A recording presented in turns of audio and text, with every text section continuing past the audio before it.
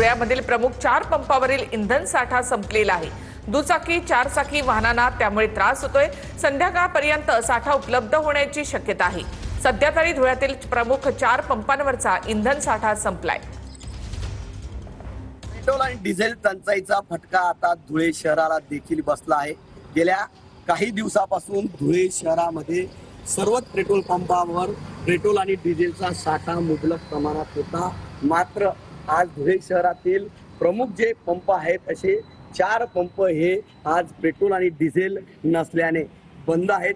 विशेष म्हणजे काल रात्रीपर्यंत या सर्व पंपांवर सुरळीतरित्या पेट्रोल आणि डिझेलचा पुरवठा होत होता। मात्र काल रात्रीपासून हे पंप बंद झाले आहे। विशेष म्हणजे पोलीस प्रशासनाचा एक पंप, त्याचबरोबर SRPFचे 2 पंप आणि ST महामंडळाचा 1 पंप हे प्रमुख शहरातले महानगरातले हे पंप आहेत आणि हे पंप बंद झाले आहेत। मात्र सायंकाळपर्यंत हे डिझेल किंवा पेट्रोल हे उपलब्ध होणार असल्याची माहिती देखील पुढे आलेली आहे।